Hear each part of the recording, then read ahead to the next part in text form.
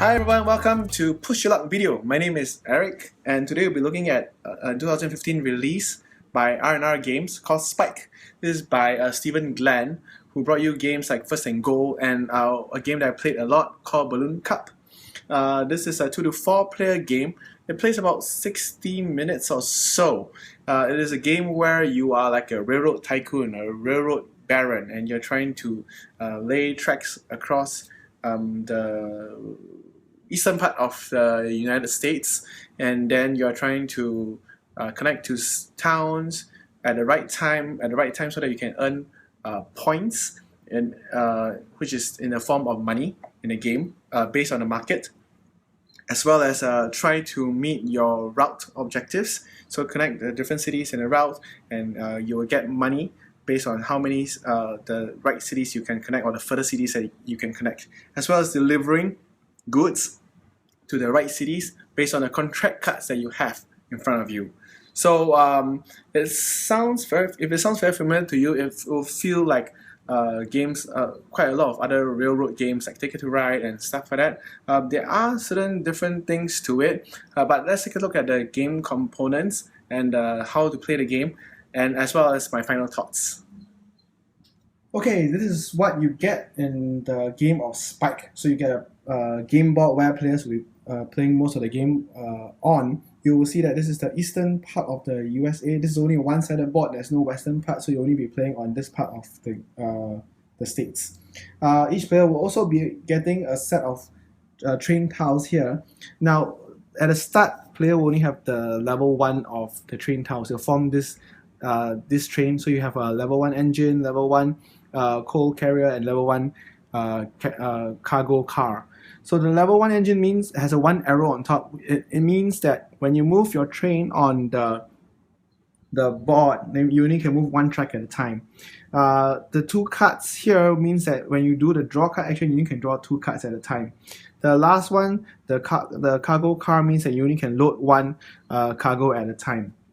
Now, players will also randomly dealt one of these route cards. So the route cards will indicate, is a form of scoring. Now, money, if you look at around the board, is this money track. Money is used in the game to upgrade.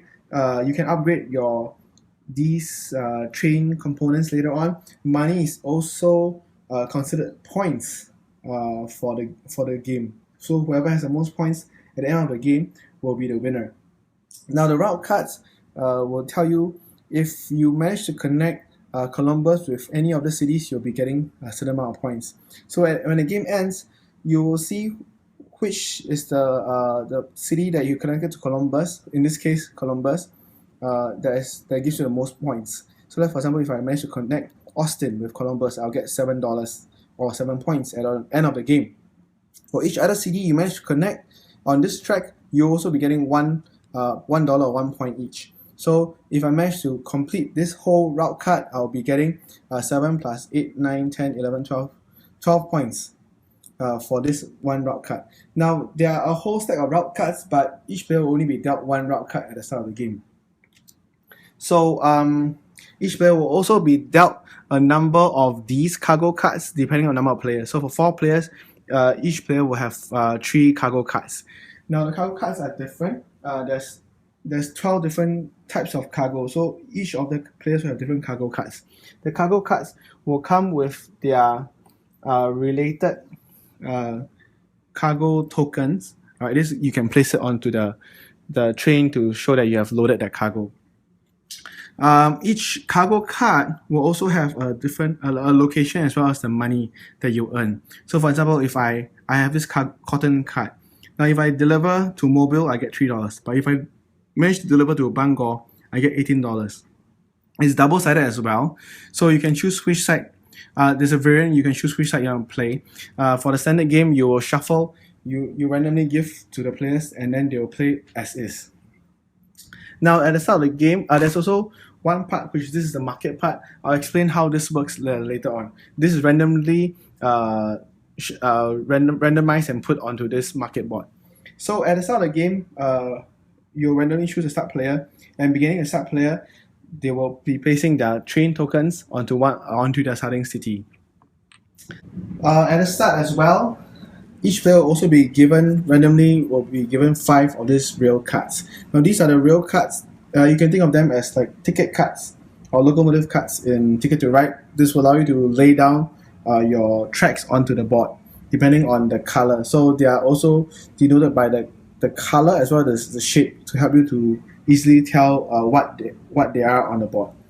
You after you have done that, each player will receive 5 cards. The starting player now chooses 1 card from your hand and gives to the player on the right. So players, then after that, the player will, in clockwise order, will begin with the starting player. So how do you play? What can you do during your turn? If your train is on a track during your turn, all right, you get a free train movement. This means that your train will now be able to move a number of steps equivalent to the number of arrows you have on your locomotive. All right, so this is a free train movement. After that is done, right, you can take one action. What is the one action? You can draw 2 to 4 real cards. This is dependent on your train, the number of cards that appear here. So similar to Ticket to Ride, when these cards, there will be one stack of these real cards as well as 4 face-up cards. So you can choose to draw 2 to 4 either from the face-up cards or from the draw deck, up to you. The only difference with this and Ticket to Ride is that the real cards will only be that are face-up will only be replenished at the end of your turn. Next, you can set your train in motion. Now your train is at a city, all right. You need to use this action to get it to start moving. So then you'll move 1 step or how many number of steps depending on the number of arrows you have on your locomotive. Next thing you can do is to move the train 1 extra space. Now this is very helpful if, for example, your train has moved up to this city and you have not yet entered the city, but you want to do it this turn to deliver goods, for example. So you can use this action to move your train 1 extra step. The next thing you can do is also to upgrade your train. Now if you see here, there are some ways to upgrade your train. So for example, for upgrade the locomotive, the engine, you can upgrade to 2 arrows or upgrade to 3 arrows. The first upgrade is $3, the second upgrade is $5. This is the max you can go.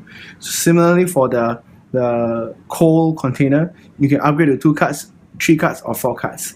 The cargo car, you can add the first car, another car or a third car. So maximum you can carry is 3 cargo at a time.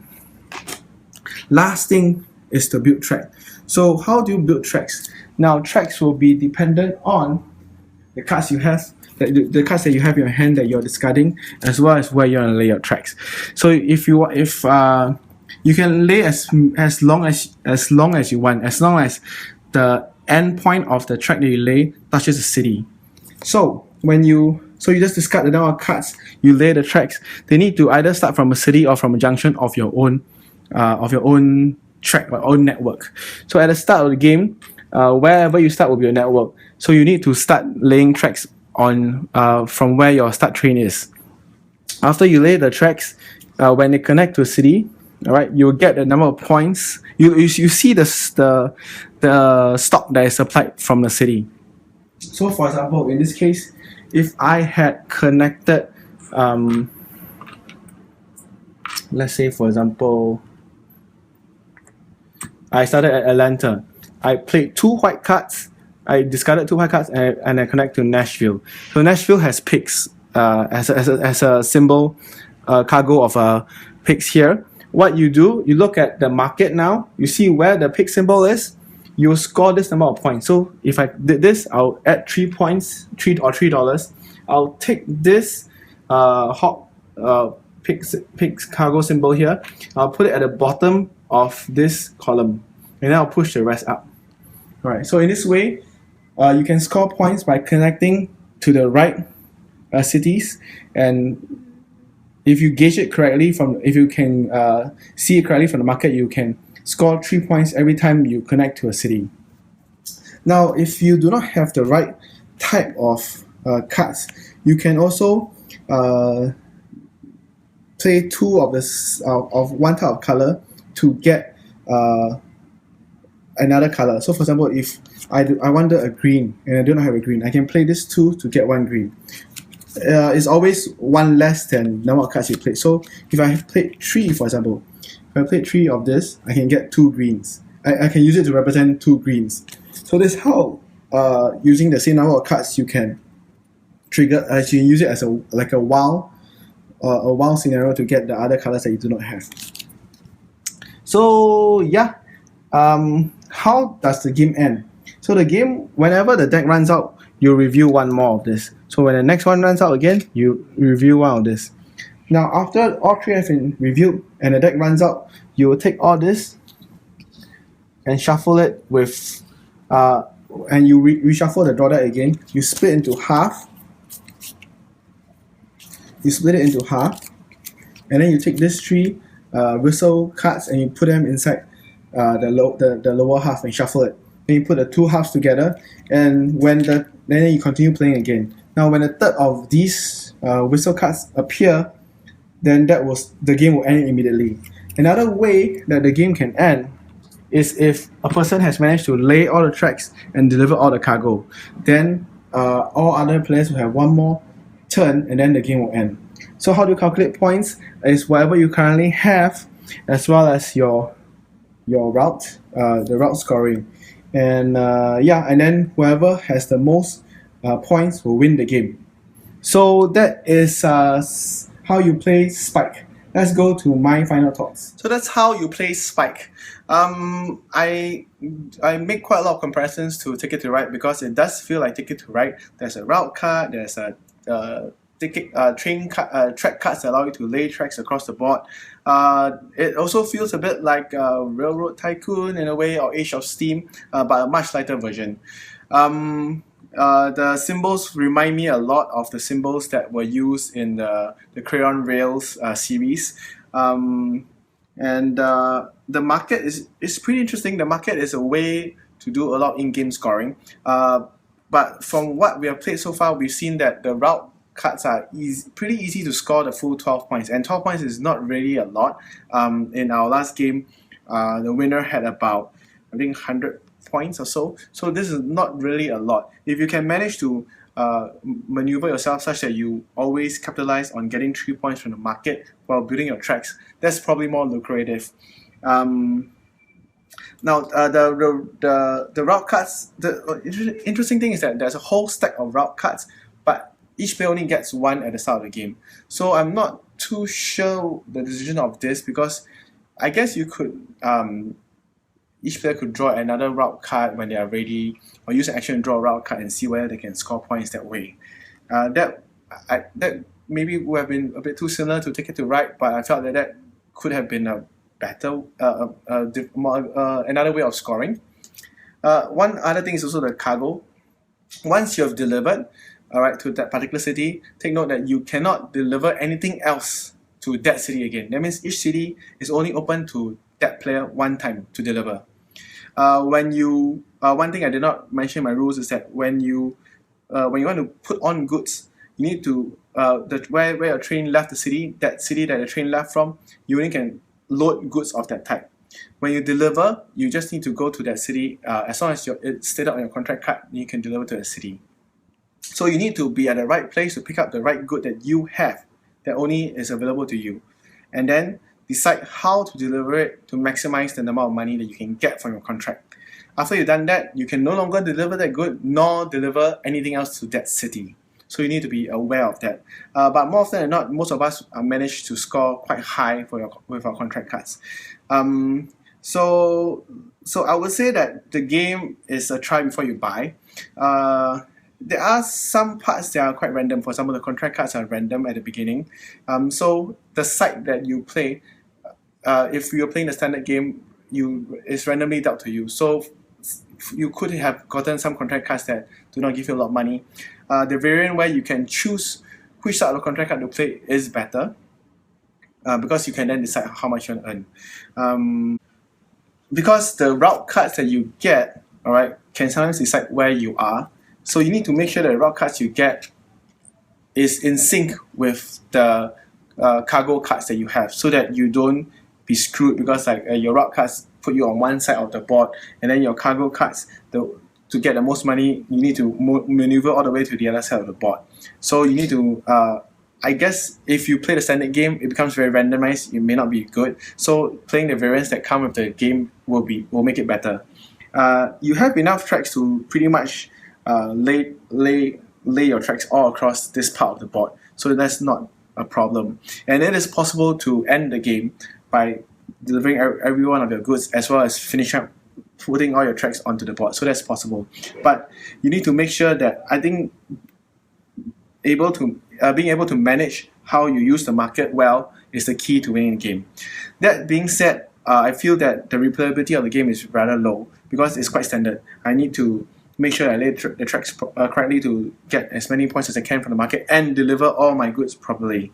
Upgrading the trains should come near the start of the game so that later on when you move around, the trains will move pretty much faster than everybody else. You're trying to deliver goods. You could run into a problem where you have managed to finish delivering all your cargo and then you have nothing else to do but just to lay tracks and get the market. So that is one viable strategy that we've seen that has won the game before. So I would say that the art on the board is pretty standard.